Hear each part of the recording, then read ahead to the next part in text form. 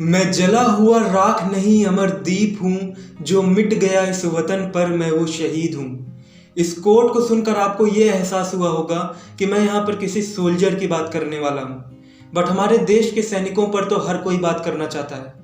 आज हम जानेंगे एक ऐसे रियल लाइफ हीरो के बारे में जिसके लिए शहीद भी एक छोटा सा शब्द मालूम पड़ता है। हाय एवरीवन, मैं हूं सिद्धार्थ श्रीवास्तव और आज हम जानेंगे इंडियन हिस्ट्री के सबसे बड़े अंडरकवर एजेंट रविंद्र कौशिक के बारे में, जिन्हें उस समय के होम मिनिस्टर एसबी चौहान द्वारा द ब्लैक टाइगर का खिताब दिया गया था। रविंद्र कौशिक को भारत के इतिहास का सबसे बड़ा जासूस इसलिए माना जाता है क्योंकि इन्होंने पाकिस्तानी आर्मी में जाकर वहां की मेजर की रैंक तक हासिल कर ली थी। एक बहुत ही फेमस लाइन है कि जो जासूस पकड़ा जाए वो कभी जासूस तो नहीं हो सकता, बट रविंद्र कौशिक एक ऐसे जासूस थे जो कि अपनी गलती की वजह से नहीं, किसी और की गलती की वजह से पकड़े गए थे। रविंद्र कौशिक रॉ यानी कि रिसर्च एंड एनालिसिस विंग के एक अंडरकवर एजेंट थे और जब इन्हें पाकिस्तान में जासूसी करने के लिए भेजा गया था तो ये महज 23 साल के थे। रविंद्र कौशिक का जन्म 11 अप्रैल 1952 को राजस्थान के श्री गंगानगर इलाके में हुआ। इनके फादर इंडियन एयरफोर्स में थे। रविंद्र कौशिक को हमेशा से ही थिएटर का बहुत शौक था। इन्हें एक्टिंग बहुत पसंद थी। रविंद्र कौशिक की लाइफ में टर्निंग पॉइंट तब आया जब लखनऊ में हो रहे एक नेशनल लेवल ड्रामा मीट में रॉ के कुछ ऑफिसर्स की नज़र इनके एक्टिंग पर पड़ी। रविंद्र कौशिक ने उस एक्ट में एक फौजी का किरदार किया था, तो क्योंकि इनकी देशभक्ति और बिल्कुल रियल लगने वाली एक्टिंग की वजह से रॉ के ऑफिसर्स की नज़र इन पर पहले से ही थी। इसलिए ड्रामा खत्म होने के बाद रॉ के ऑफिसर्स ने इनसे कांटेक्ट किया और इन्हें रॉ ज्वाइन करने का ऑफर दिया। रविंद्र कौशिक ने इस ऑफर को एक्सेप्ट कर लिया और फिर इन्हें दिल्ली ले जाया जाता है इनकी ट्रेनिंग के लिए। दिल्ली में लगभग 2 साल तक रविंद्र कौशिक की ट्रेनिंग होती है और ट्रेनिंग के दौरान उन्हें कुछ छोटे मिशंस पर भेजा जाता है जिन्हें वो काफ़ी आसानी से पूरा भी कर लेते हैं और तब जाकर इंडियन गवर्नमेंट डिसाइड करती है इन्हें एक बड़े मिशन पर भेजने के लिए, यानी कि पाकिस्तान में जाकर जासूसी करने का। तो क्योंकि रविंद्र कौशिक को पाकिस्तान में जाना था और ये एक हिंदू ऑरिजिन से बिलोंग करते थे, इसलिए रॉ द्वारा रविंद्र कौशिक को उर्दू और इस्लाम धर्म की पूरी जानकारी दी गई। रविंद्र कौशिक को पूरी तरह से मुस्लिम धर्म में कन्वर्ट कर दिया गया था और रॉ ने रविंद्र कौशिक को पाकिस्तान की हर एक जानकारी दी। और जब रविंद्र कौशिक पाकिस्तान जाने के लिए पूरी तरह से तैयार थे तब इंडियन गवर्नमेंट फैसला करती है इन्हें पाकिस्तान भेजने का नबी अहमद शकीर की आइडेंटिटी देकर।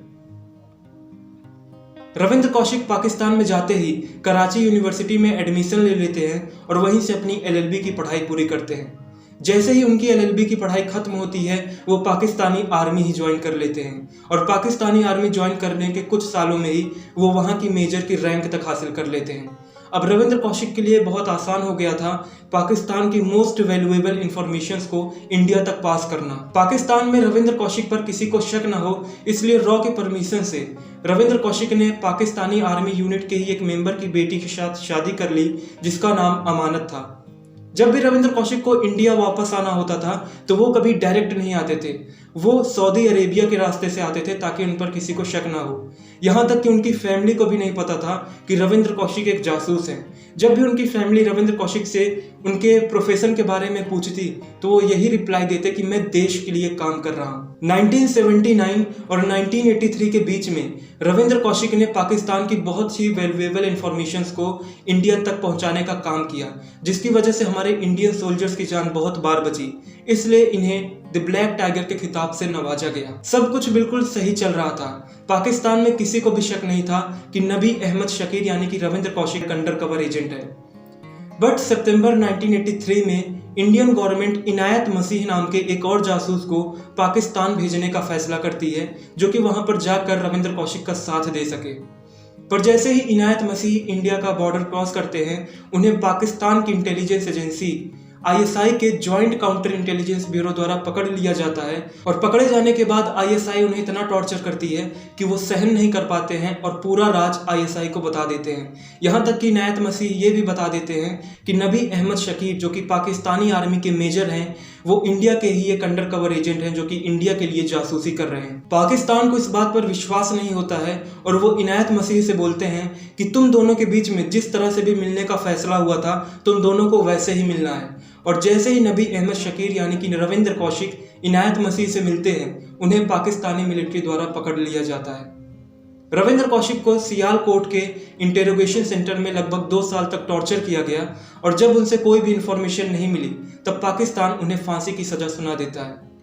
बट पाकिस्तान के सुप्रीम कोर्ट द्वारा फांसी की सजा को बदलकर उम्र कैद की सजा कर दी जाती है। जब भी एक जासूस को किसी अदर कंट्री में जासूसी करने के लिए भेजा जाता है तब उसे पहले ही बता दिया जाता है कि अगर आप पकड़े गए तो हम आपको पहचानने से इनकार कर देंगे।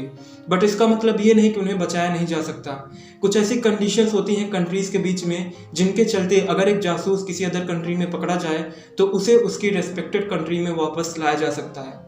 और हिस्ट्री में ऐसे कई केसेस हुए हैं जहां पर जासूस अपने अपने रेस्पेक्टेड कंट्री में वापस लौटकर गए भी हैं।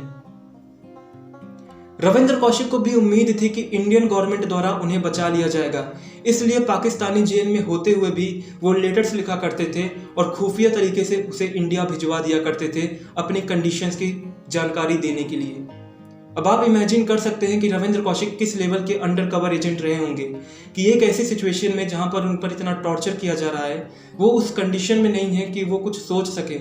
ऐसी सिचुएशन में भी वो लेटर्स लिखा करते थे और अपनी कंडीशंस की जानकारी इंडिया तक पहुंचा दिया करते थे। यही रविंद्र कौशिक की खास बात थी कि वो लोगों के साथ इंटरेक्ट बहुत जल्दी हो जाया करते थे। सोर्सेज की माने तो जब रविंद्र कौशिक के फादर को पता चला कि उनका बेटा जासूसी के जुर्म में पाकिस्तान की जेल में सजा काट रहा है तब वो उस सदमे को सहन नहीं कर पाए और उनकी मौके पर ही डेथ हो गई। रविंद्र कौशिक को इंडियन गवर्नमेंट द्वारा नहीं बचाया जा सका और पाकिस्तानी जेल में ही उन्हें पल्मोनरी ट्यूबरक्लोसिस और दिल की बीमारी हो गई, जिसके चलते पाकिस्तान में ही उनकी डेथ हो गई।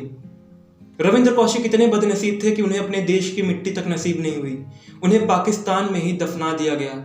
इतनी एक्सट्रीम लेवल की टॉर्चर सहन करने के बावजूद भी रविंद्र कौशिक ने कोई भी ऐसी इंफॉर्मेशन पाकिस्तान को नहीं दी जिससे कि हमारे इंडिया का नुकसान हो सके। तो ये थी इंडिया के ब्लैक टाइगर की कहानी। 23 साल की उम्र में रॉ ज्वाइन करना और पाकिस्तान चले जाना जासूसी करने के लिए कोई भी मामूली बात नहीं होती। तो मिलते हैं नेक्स्ट वीडियो में ऐसे अमेजिंग टॉपिक्स को लेकर। तब तक take care and be safe.